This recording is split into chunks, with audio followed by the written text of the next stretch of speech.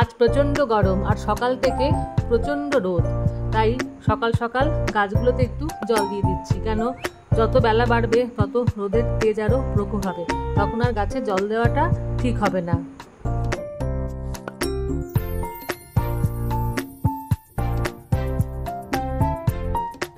সিঁড়িতে কিছু বাহারি পাতার গাছ বসিয়েছি, সেগুলোতে একটুখানি আমি জল দিয়ে দিচ্ছি। তবে রোজ আমি এই গাছগুলোতে জল দিই না, সপ্তাহে একদিন এই গাছগুলোতে আমি একটুখানি অল্প করেই জল দিয়ে দিই।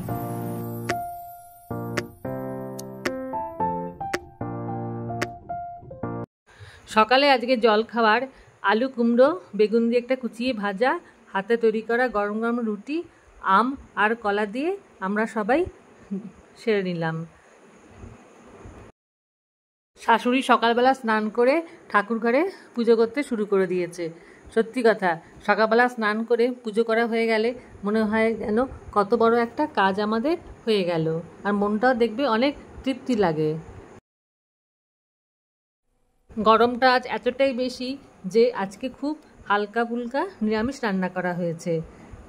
আজকে রান্না করা হয়েছে সাদা ভাত আর উচ্ছে দিয়ে কুচিয়ে দিয়ে লাল লাল করে ভাজা, আর কিছুটা পাঁপড় ভাজাও করা হয়েছিল। আর পাঁপড় ভাজা দিয়ে খাবার জন্য মুগ ডাল বানানো হয়েছে।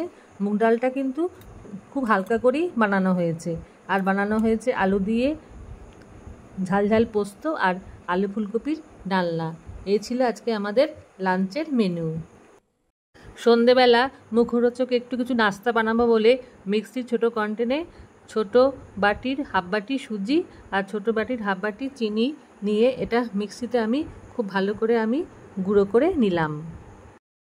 আমি ছোট একটা স্টিলের বাটিতে 1 কাপ মতো দুধ নিয়ে এর মধ্যে কিছুটা এলাচ গুঁড়ো করে আমি ভালো করে দুধের মধ্যে আমি মিশিয়ে দিচ্ছি।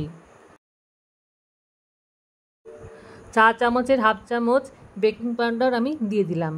বেকিং পাউডার দিলেও হয়, না দিলেও হয়, এটা কোনো বাধ্যবাধকতা নয়।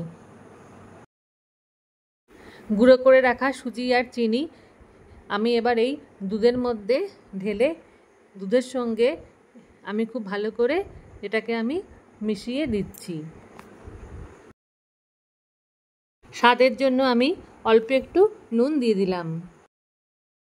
15-20 মিনিট বাদে দুধের মধ্যে সুজি ফুলে দেখো এই ব্যাটারটা কীরকম ঘন হয়ে গেছে।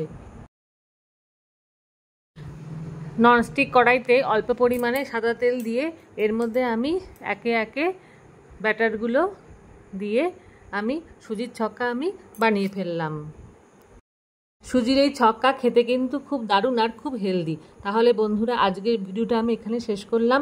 আজকের ভিডিওটা তোমাদের দেখে ভালো লাগলে অবশ্যই একটা লাইক করো, কমেন্ট করো আর সাবস্ক্রাইব করো আমার এই চ্যানেলে। আর তোমরা সবাই সুস্থ থেকো আর ভালো থেকো।